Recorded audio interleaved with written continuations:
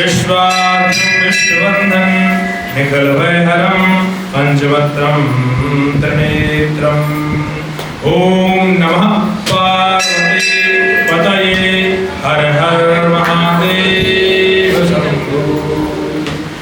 ओम नमः शिवाय नमः शिवाय हरे हरे बोले नमः शिवाय।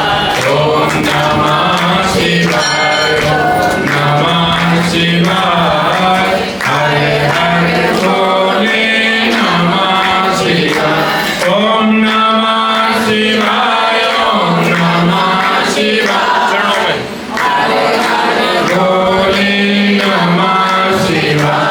ओम नमः शिवाय ओम नमः शिवाय हरे हरे बोले नमः शिवाय। ओम नमः शिवाय ओम नमः शिवाय हरे हरे बोले नमः शिवाय।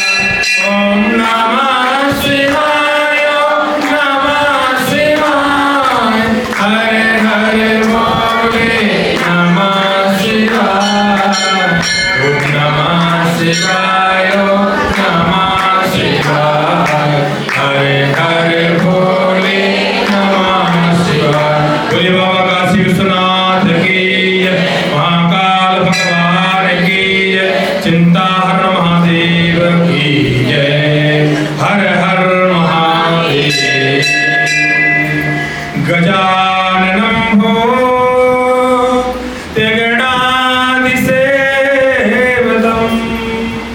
कपित्थजम्भो फलचारुभक्षणम् उमाश्रितं शोकविनाशकारकं नमामि विघ्नेश्वरपाद पंकजं। विघ्नहरण मंगलकरण भूतबुद्धिप्रकाश लइये नाम गणेश का शुभ कार्य आवे। बोली गणपति जी महाराज की जय, पार्वती मैया की जय। श्री गुरु चरण कमलेभ्यो नमः, इष्ट देवताभ्यो नमः, कुल देवताभ्यो नमः, ग्राम देवताभ्यो नमः, वास्तु देवताभ्यो नमः। श्री सरस्वती नमः, श्री वेद पुरुषाय नमः। ओम हरि ओम नमः शिवाय। तीसरा अध्याय प्रारंभ।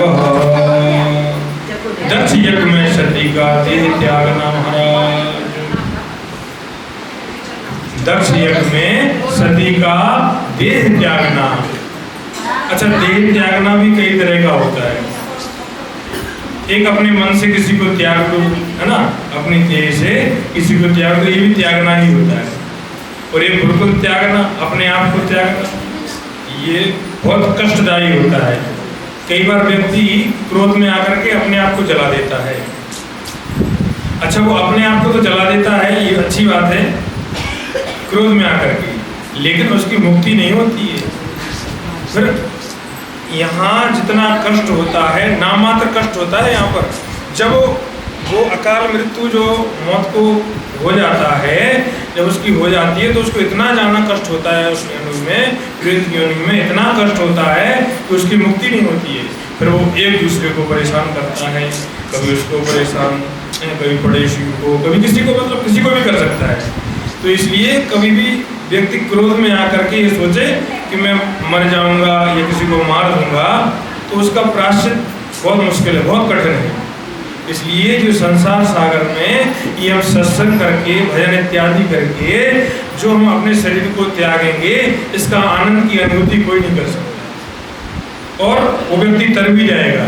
लेकिन अगर क्रोध में आकर के तुमने अपने आप को जलाना चाहा या मारना चाहा, उसकी मुक्ति असंभव है। इसलिए कभी भी ऐसा काम नहीं करना चाहिए। बोले शंकर भगवान की जय। और महाराज श्री नारद जी देखो, जब सती माता का जब शरीर पूरा हो गया, अपनी अग्नि में उन्होंने अपने शरीर को छोड़ दिया, तो उन्होंने कितने जन्म लिए, हर बार जन्म लिए। शायद आगे आप लोगों ने कथा सुनी होगी, एक आध बार सब महापुराण सुना होगा। तो भगवान शंकर ने कितने मुंडों की माला धारण की है, वो सब माता के ही रूप हैं। तो इसलिए व्यक्ति को जो अकाल मृत्यु ऐसे काम करता है ना, उसको बार बार जन्म लेना पड़ता है। ये सीख है, ये सब महापुराण जो है हम सबको एक अच्छे रास्ते पे लाने के लिए सीख है, और ये हम सबको सीखना भी चाहिए। बोले शंकर भगवान की, बाबा काशी विश्वनाथ की। और शिव महापुराण करने का तात्पर्य भी क्या है, इसका लाभ भी क्या है? इसका लाभ भी यही है कि आप सत्संग अच्छे मार्ग पर चलें और अच्छों का संग करें और भगवान की भक्ति करें और शिव भगवान का ध्यान करें, उनकी पूजा करें, उनकी अर्चना करें, जैसे भी करें, मन से करें, तन से करें। धन नहीं है तो मन से तो करें, मन से करना चाहिए। अगर भोले बाबा को आप कुछ भी नहीं कर सकते हो, कहते हैं पत्रम पुष्पम फलम तोयम, पत्र है, पुष्प है, फल है, कुछ भी नहीं तो अक्षत है, अक्षत भी नहीं है तो जल है, और जल भी नहीं है तो कम से कम भोले बाबा की सफाई तो करो। एक बार हमारे मन में कष्ट है कि अब हम वो नहीं कर सकते हैं, अब भोले बाबा का किसी प्रकार का साफ सफाई कर दीजिए। साफ सफाई भी नहीं कर सकते हो तो जहाँ शिव मंदिर है वहाँ कुछ नहीं, बाहर खड़े होकर के भोले बाबा की प्रणाम ही कर लो, उनको स्मरण कर लो। अगर वो भी नहीं कर सकते हो, कहीं अगर मंदिर बंद है तो वो मंदिर का अगर शिखर दिख जाए ना, जो ध्वजा जो लगी होती है, जो गुम्मद होता है, अगर उसके दर्शन कर लेते हैं तो उसका भी हमको पूरा लाभ मिलता है। बोले शंकर भगवान की जय। और तीसरा अध्याय प्रारंभ करते हैं, दक्ष यज्ञ में सती का देह त्यागना।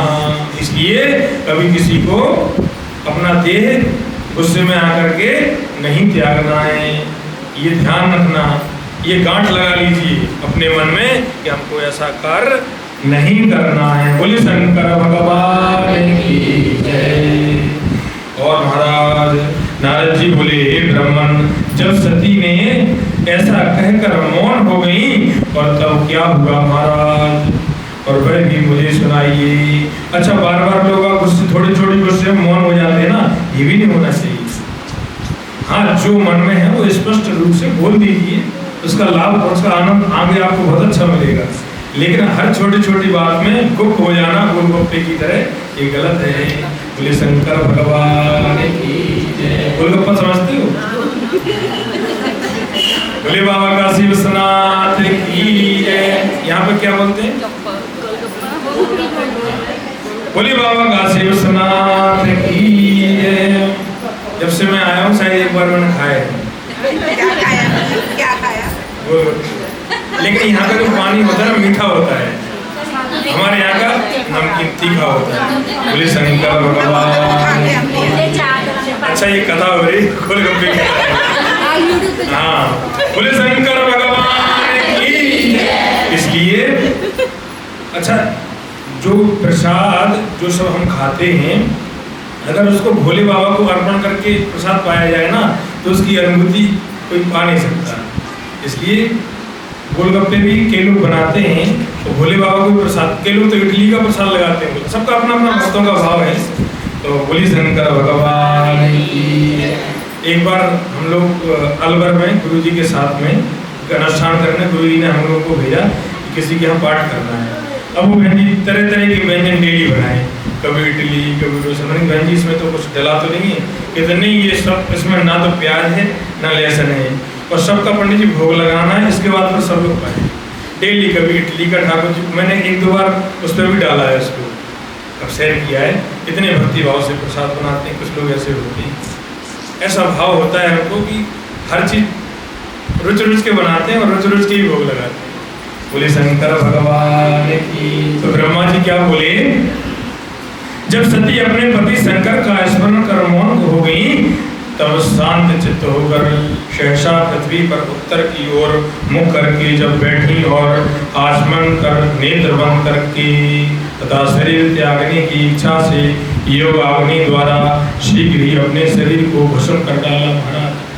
और जब शरीर को भस्म कर डाला, आकाश में भूमि पर देवताओं और मुनियों को भयभीत करने पर कुपित होकर शंकर प्रिया सती से अपना प्राण त्याग दिया है।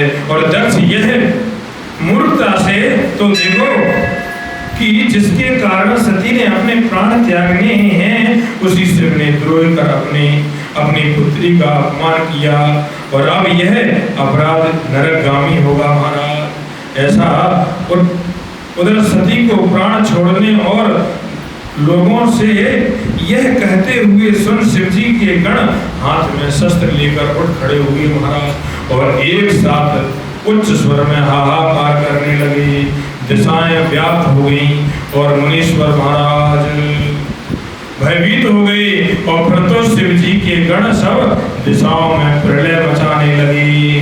बोले शंकर भगवान की जय। और प्रलय मचाने लगे।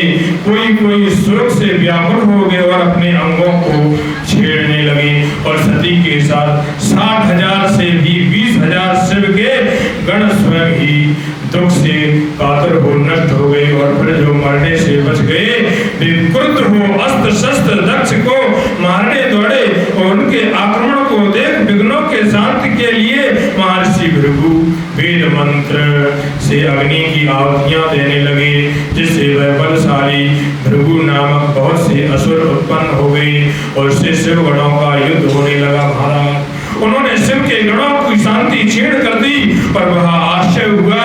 सभी लोकपाल और मरुद गणों सहित इंद्र आदि सभी देवता मौन थे। विष्णु आदि किसी में उन विघ्न को दूर करने की शक्ति ना थी। तभी लोग खिन्न होने लगे। इस प्रकार दुरात्मा दक्ष के यज्ञ में विघ्न उत्पन्न हो गया।